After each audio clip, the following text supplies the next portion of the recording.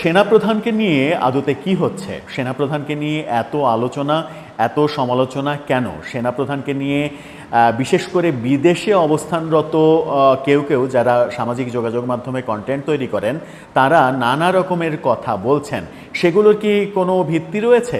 কেউ বলছেন সেনাবাহিনীর মধ্যে কু হওয়ার পসিবিলিটি তৈরি হয়েছে, কেউ বলছেন সেনাবাহিনী রাষ্ট্র ক্ষমতা দখল করতে পারে, কেউ বলছেন বঙ্গভবনে অতিরিক্ত সেনা মোতায়েন করা হয়েছে কি জন্য, কেউ বলছেন সেনাপ্রধান আওয়ামী লীগের পক্ষে নানা রকমের কার্যক্রম করছে, প্রফেসর ইউনূসের সরকারের বিপক্ষে কাজ করছে। এরকম আলোচনা কেন আসলো? কেন সেনাবাহিনীকে বিতর্কিত করার চেষ্টা করা হচ্ছে? কেন সেনাপ্রধানকে দোষারোপ করা হচ্ছে? কি আসলে উদ্দেশ্য? পেছনের কাহিনীই বা কী? এই যে রটনাগুলো রটানো হচ্ছে, এগুলো কি সত্য? যদি সত্য হয় তাহলে সেটা বাংলাদেশের জন্য কি মারাত্মক পরিণতি বয়ে আনবে না?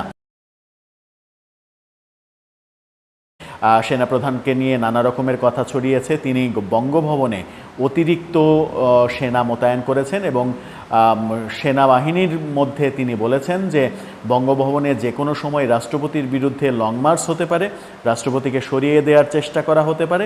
সেই লং মার্চ যেন ঠেকানো যায় সেই কারণেই অতিরিক্ত সেনা মোতায়েন করা হয়েছে। আবার কেউ কেউ বলছেন যে ডক্টর ইউনূসের সঙ্গে সেনাপ্রধানের সম্পর্কটা রিসেন্ট ভালো যাচ্ছে না, সেনাপ্রধান চাননি আওয়ামী লীগের বিরুদ্ধে কোনো অ্যাকশান নিতে, সেই কারণেই প্রফেসর ইউনূস সেনাপ্রধানকে সরিয়ে দেওয়ার কথা চিন্তা করছেন।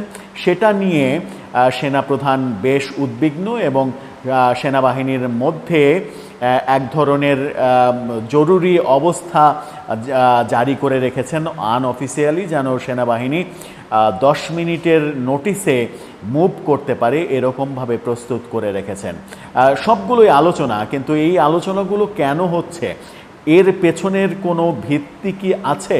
এদিকে সেনাপ্রধানের ব্যাপারে সাংবাদিক ইলিয়াস হোসেন আমেরিকা থেকে সামাজিক যোগাযোগ মাধ্যমে লিখেছেন যে ফ্যাসিবাদপন্থী কিছু সেনাপতি রাষ্ট্রদ্রোহিতার চেষ্টায় লিপ্ত। আওয়ামী লীগের কার্যক্রম নিষিদ্ধ হওয়ার পর সেনাপ্রধানের নেতৃত্বে কিছু জেনারেল আতঙ্কিত হয়ে পড়েছেন। তারা এখনও ইন্ডিয়ার প্রভাবের অধীনে কাজ করছেন। সীমান্তের ওপার থেকে নির্দেশ পেয়ে জেনারেল ওয়াকারুজ্জামান সোমবার বঙ্গভবনে বেআইনি সেনা সমাবেশ ঘটিয়েছেন। উদ্দেশ্য ছিল রাষ্ট্রপতি চুপ্পুকে দিয়ে অন্তর্বর্তীকালীন সরকারের বিরুদ্ধে জোর করে কোনো ঘোষণা দেওয়ানো। এটি রাষ্ট্রদ্রোহিতার শামিল, যার জন্য এদের কঠোর শাস্তি প্রাপ্য।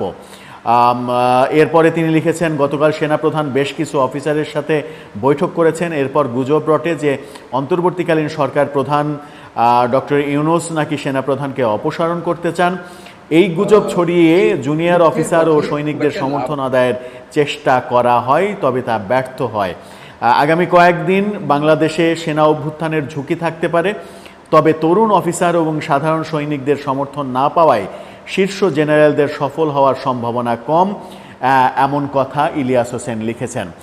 কোন তথ্যের ভিত্তিতে তিনি লিখেছেন সেটা স্পষ্ট নয়, হয়তো তার কাছে কোনো তথ্য রয়েছে, কিন্তু একেবারে ভেতরের, একেবারে সেন্সিটিভ যে ব্যাপারগুলো নিয়ে তিনি ওপেন সামাজিক যোগাযোগ মাধ্যমে লিখেছেন, এর পেছনে কি সত্যি কোনো বাস্তবতা রয়েছে? ব্যাপারগুলো কি সত্য, কিংবা সত্যের আংশিক হলেও কি এর বাস্তবতা রয়েছে? যদি থাকে তাহলে সেটা বাংলাদেশের জন্য খুব একটা সুখকর নয়। আবার দেশপ্রেমিক সেনাবাহিনীকে বিতর্কিত করাও কোনোভাবে শুভবুদ্ধির উদয় বলেও মনে করেন না বিশ্লেষকরা।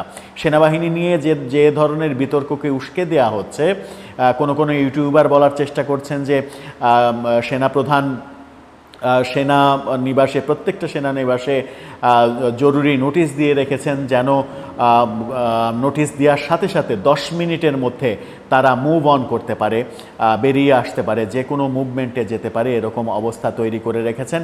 সেই অবস্থা জারি করা হয় মূলত জরুরি প্রয়োজনে, জরুরি কোনো কার্যক্রম হতে চলেছে এরকম আভাস থাকলে এরকমটা হয়।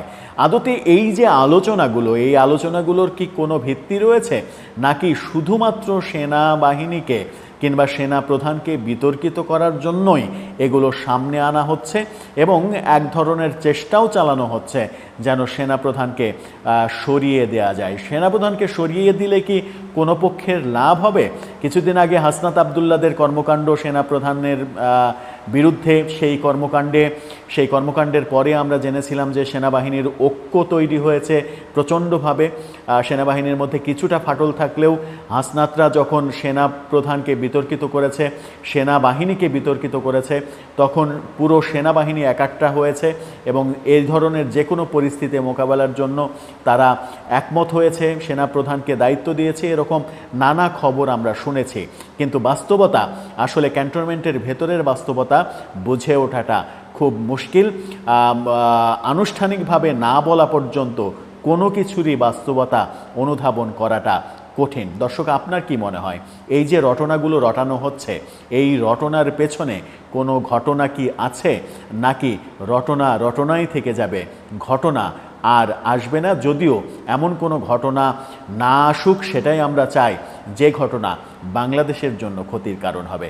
দর্শক, আপনার মতামত জানিয়ে লিখতে পারেন আমাদের কমেন্ট বক্সে।